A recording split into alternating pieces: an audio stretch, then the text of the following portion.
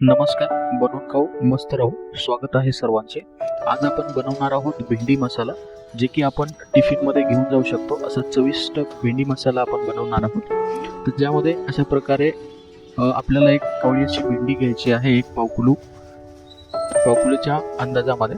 तर ते भेंडी चांगल्या प्रकारे धुवून घ्यायची.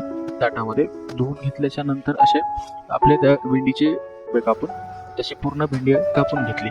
तर पूर्ण भेंडी कापून घेतल्याच्या नंतर आपण कढई ठेवूया. तर कढई गरम करण्यासाठी ठेवलेली, त्यामध्ये तेल टाकलं. तेल गरम करून थोडीशी अर्धा चमचा आपण त्यामध्ये मोहरी घालूया. तर मोहरीमध्ये घातल्याच्या नंतर थोडंसं चांगली चव येऊन जाईल. त्यानंतर चवीसाठी थोडे जिरे आपण त्यामध्ये टाकून घेऊया. एक अर्धा चमचा आपण त्यामध्ये जे आपण कापलेली लसूण आहे ते लसूण आपण टाकून घेऊया. तर लसणामुळे चवीला चांगली लागेल. तेलामध्ये, गरम तेलामध्ये हा लसूण चांगला कडकडू घेऊया, जिरे आणि मोहरी सोबत. हे चांगलं कडकडू दिल्यानंतर आपण जी कापलेली भेंडी आहे ती या तेलामध्ये, फोडणीमध्ये टाकून घेऊया. तर पूर्ण भेंडी टाकल्याच्या नंतर अशी पूर्ण मिक्स करून घेऊया आणि चांगल्या प्रकारे त्याला भाजून घेऊया. भेंडीला शिजवल्यापेक्षा भाजलेली भेंडी ही चांगली चविष्ट राहते. भेंडीला चिकटपणा असल्यामुळे ती आपण जास्त याच्या वाफेवरती शिजवून घेऊया. एक चमचा असं तिखट टाकून घेऊया. एक चमचा तिखट टाकल्याच्या नंतर थोडीशी अर्धा चमचा हळद टाकूया. हळद टाकल्याच्या नंतर थोडंसं चवीसाठी आपण धना पावडर पण त्यावर मिक्स करून घेऊया. धना पावडर टाकल्याच्या नंतर वरतून आपल्याला थोडंसं चवीप्रमाणे मीठ टाकायचं.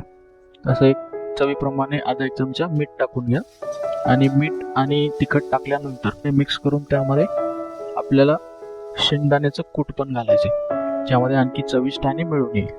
तसं थोडंसं शेंगदाण्याचं कूट करून आपण त्यामध्ये टाकून देऊया आणि चांगल्या प्रकारे मिक्स करून घेऊया.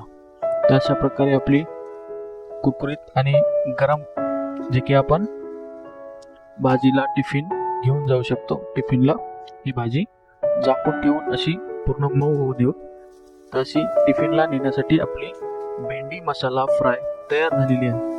चविष्ट, एकदम आरोग्यदायी आणि गरमागरम भेंडीची भाजी तयार झालेली आहे. तर आपण अशी टिफिन भरायला त्यामध्ये घेऊ शकतो. चवीला चांगली झालेली आहे. तर टिफिनमध्ये टाकून आपण घेऊन जाऊ शकतो किंवा जेवणामध्ये पण आपण खाऊ शकतो. अशा प्रकारे चविष्ट आणि मस्त अशी भेंडीची भाजी तयार झालेली आहे. लाईक करा, शेअर करा, सबस्क्राईब करा आणि कमेंट करून सांगा नवनवीन रेसिपीसाठी. Thanks for watching.